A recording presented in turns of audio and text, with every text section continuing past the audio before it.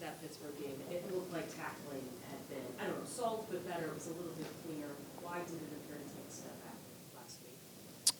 We just didn't execute, to be honest. There's really not much you can say about it. We didn't wrap up. We didn't drive. We knew they were going to come in. They were hungry, and we didn't do what we needed to get done to win the game. And maybe that's a mentality thing. How much of that is potentially youth and where you are in the season as far as maybe fatigue with some of the new guys or just young players not knowing how to finish? I'm not sure exactly the answer to that, but I mean, at the end of the day, what you learn is you're professional, and whether you're an older player, younger player, whatever, when you go out there, you have a job to do, and you're always going to be graded on whether you did that or not. You guys talk all the time about putting the game behind you, focusing on the task ahead. Is a week like this the biggest challenge of that, where you have the disappointment of Sunday and then so much to play for this coming week? I mean, I think it's a challenge because it's just next week, to be honest. It's one of those situations where you can't let what happened last week come into this week because it's an important game.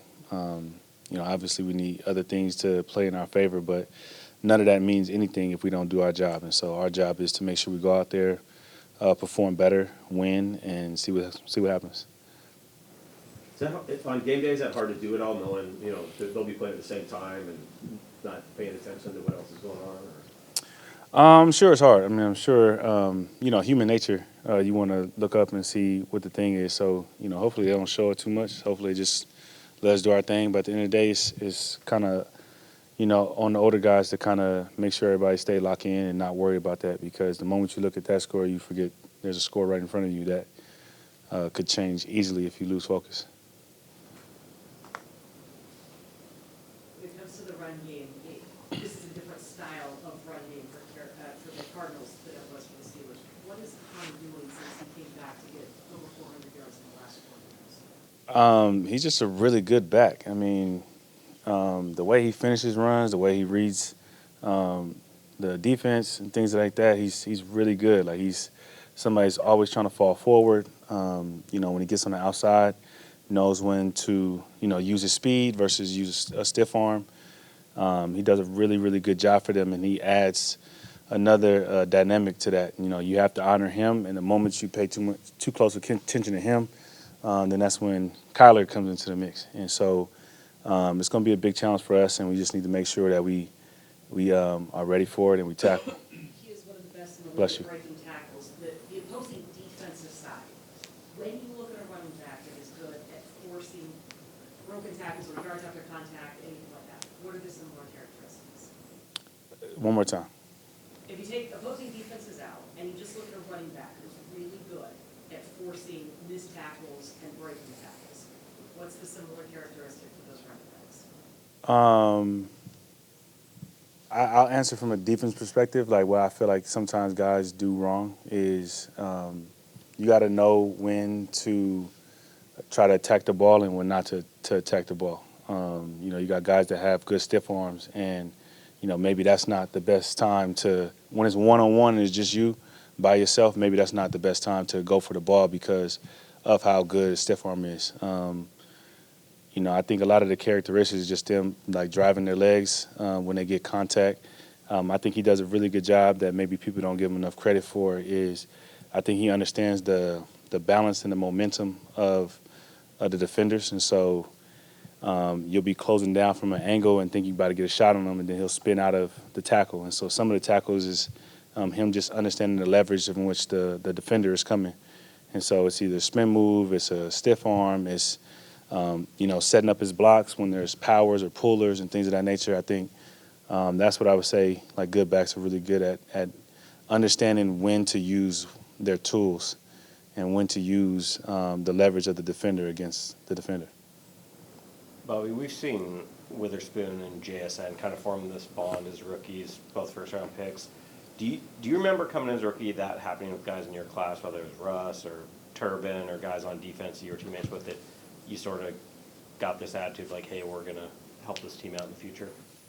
Honestly, I think it was everybody in that group, to be honest, because what I remember, all the guys had very similar feelings.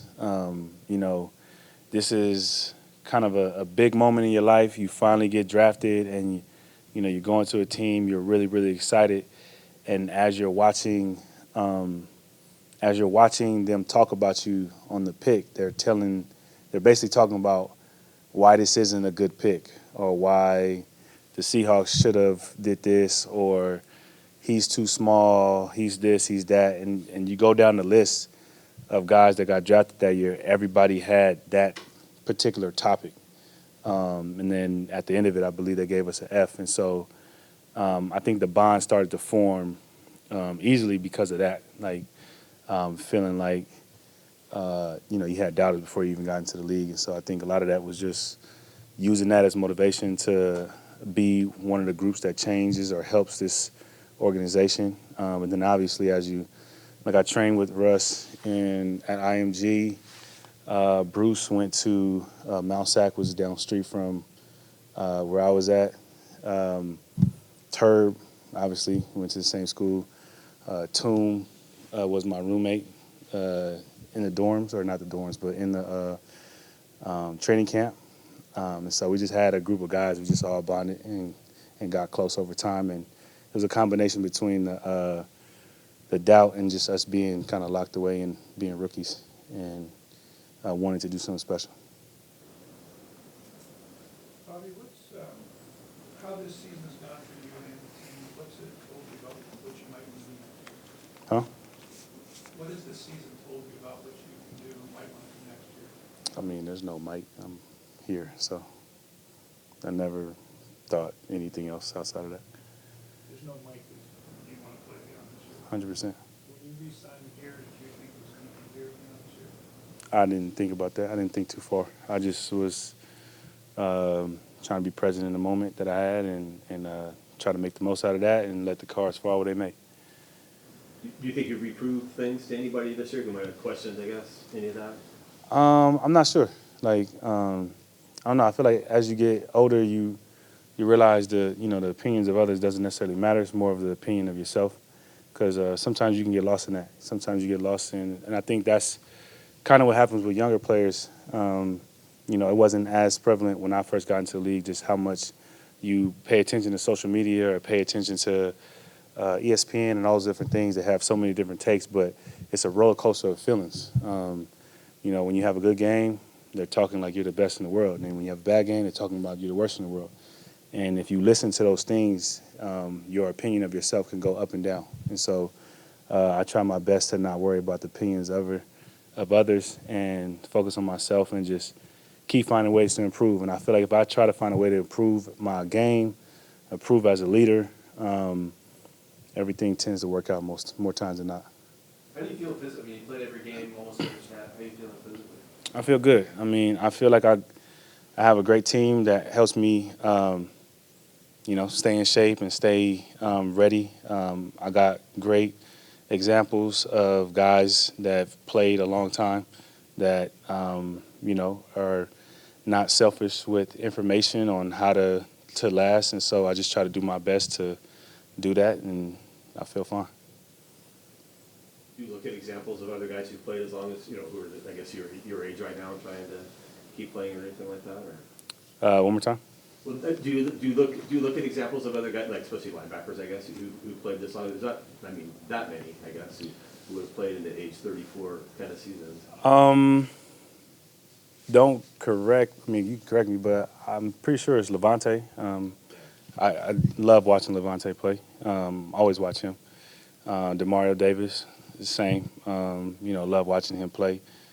There's guys like that we kind of stay connected with one another because we understand, as you get older, they start calling you old, all these different things. But, you watch those guys are playing at an extremely high level. And it's really cool to watch what they've been able to do in their careers and what they've been able to do just this year. And so, I pay attention to those guys, and they always have my love and my respect. Did your leadership evolve in any way with such a young team?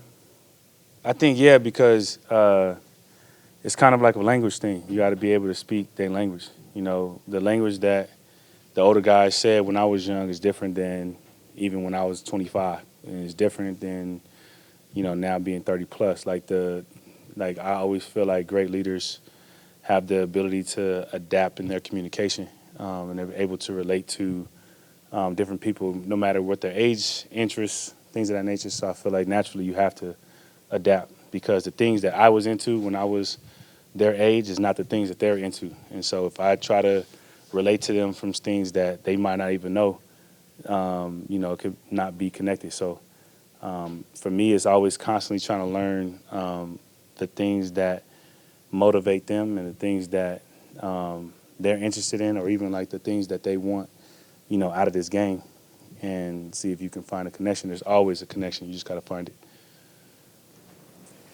Anything else? Thank you. Cool.